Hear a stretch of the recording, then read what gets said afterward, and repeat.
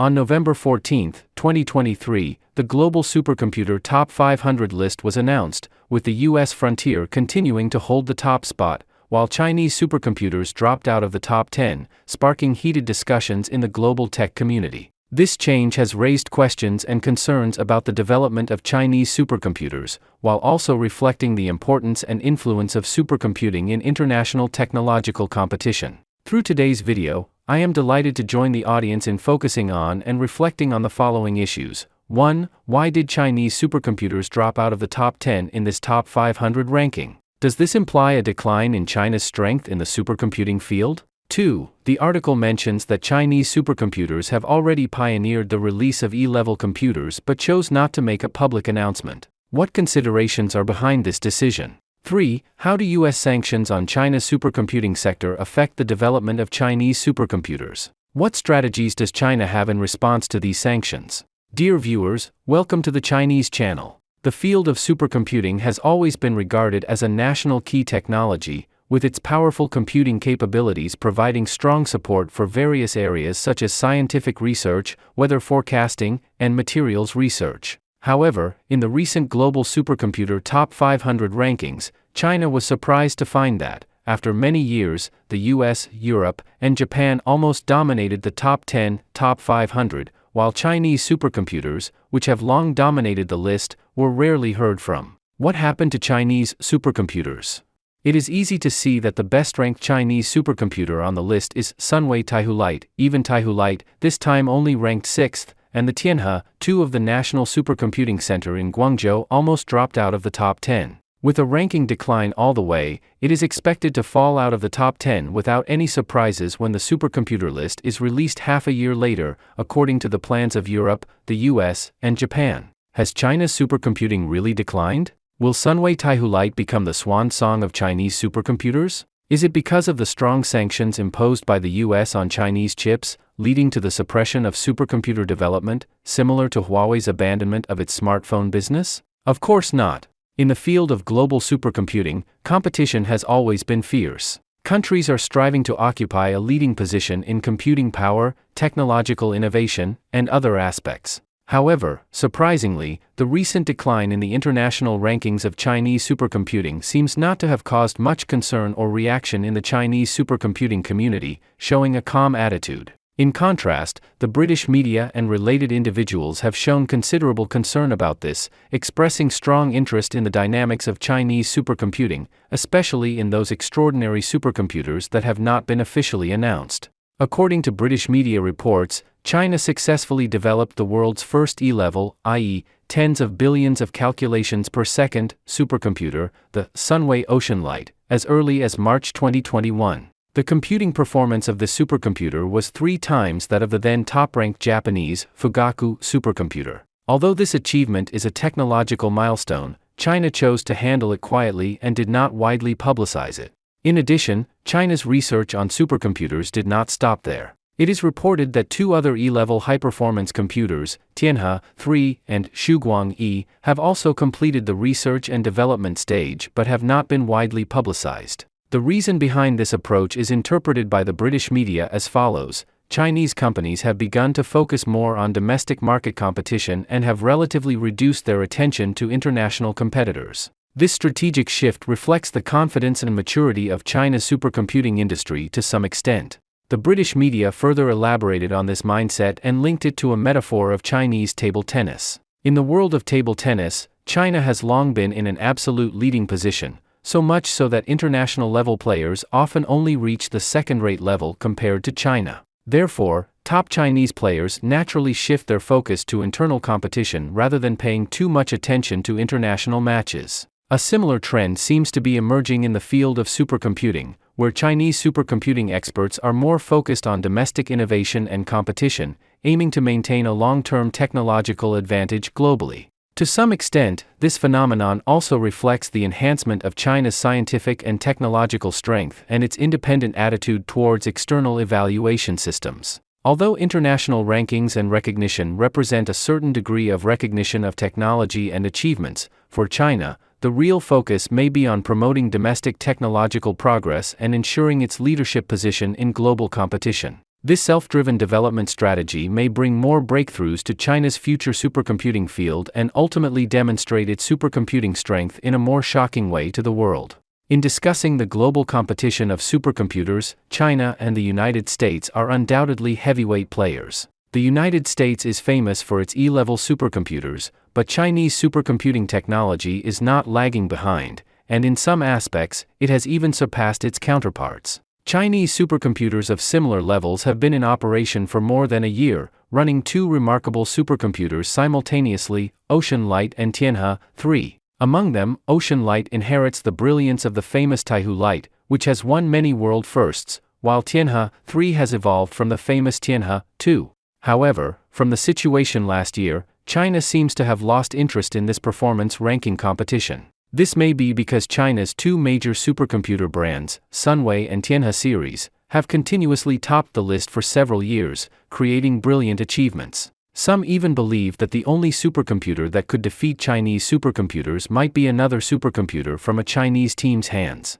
Supercomputers have symbolized a country's technological strength since their inception, representing its scientific research capabilities, engineering problem-solving capabilities, and complex computing processing capabilities. Looking back on the development process of Chinese supercomputers, it can be said that they started from scratch, went through imitation learning to technological innovation, and then made a leap to the world's leading position. In just over 30 years, Chinese supercomputers have achieved leaps and bounds in development. Their speed and achievements have attracted widespread attention on the international stage, especially in the United States, where this rapid progress has caused a certain degree of concern and fear. The United States has long maintained a leading position in the field of high-performance computing, but with the rapid rise of China in this field, the United States has begun to feel the pressure of competition. The rapid development of Chinese supercomputers not only demonstrates the country's strong technological capabilities but also signifies an increasingly important role for China in global technological competition.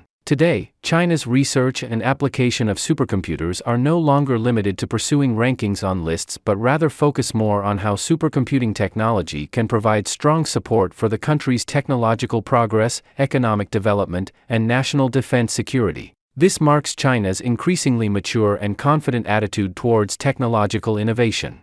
Supercomputers are crucial for the development of high-tech industries, such as the development of nuclear weapons no longer requiring tests but relying on supercomputer simulations of new weapons. In addition, supercomputers play a key role in climate prediction, new material development, aerospace technology, genetic information analysis, and protein structure simulation. For example, the rapid development of China's COVID-19 vaccines has demonstrated its irreplaceable role. The cessation of nuclear tests by the world's top 5 nuclear powers and the prohibition of other countries are due to the application of supercomputers, which reduces the need for actual testing. Russia's slow development in high technology after the disintegration of the Soviet Union is related to its backward supercomputer technology. Taking China's most advanced E-level computer, Sunway Ocean Light, as an example, it uses a processor with 42 million cores, and its peak performance reaches 1.3 exaflops per second in the Linpack benchmark test.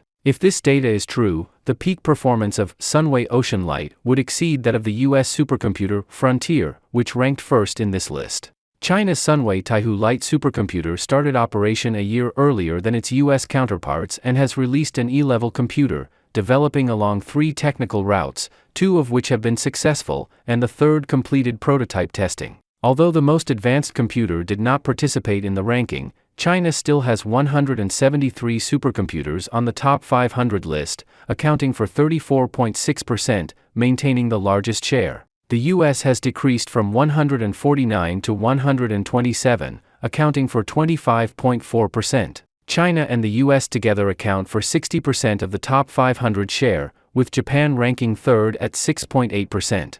Chinese companies have performed outstandingly in the field of supercomputers, with Lenovo ranking first among suppliers with 160 units, Inspur ranking second with 50 units, Sugan providing 36 units, and the newcomer Huawei contributing 7 units. This indicates that Huawei, after setbacks in the consumer market, is expanding into new businesses, and its supercomputing business is developing well. Considering Huawei's strategy to pursue a leading position, Lenovo's leading position may face challenges. These 4 Chinese companies together provide 51% of the supercomputers in the top 500 list.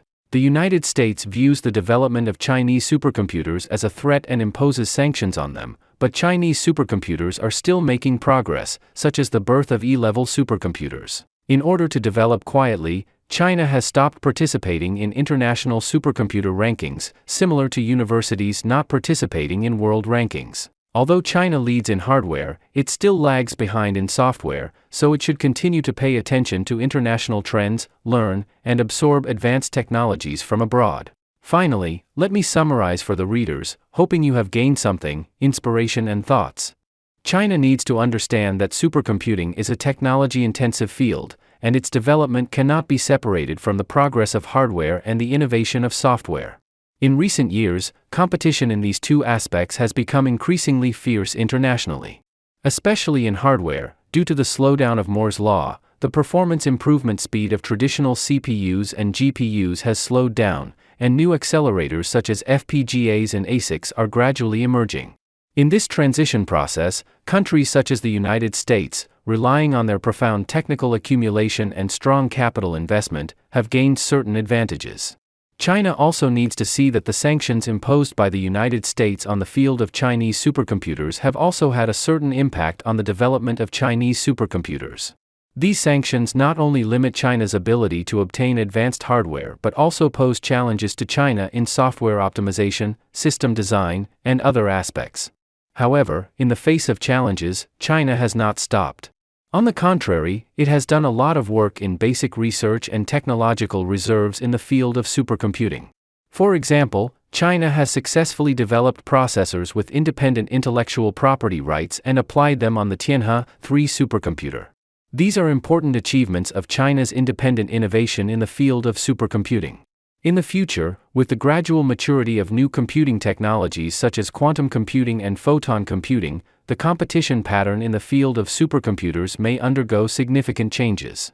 China should seize this opportunity, increase investment in new computing technologies, and strive to achieve a transformation from a follower to a leader. China's drop out of the global top 10 supercomputers is both a challenge and an opportunity.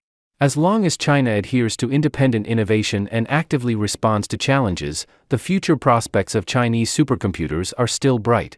That's all for today's video. Stay tuned for the next exciting content. Bye bye.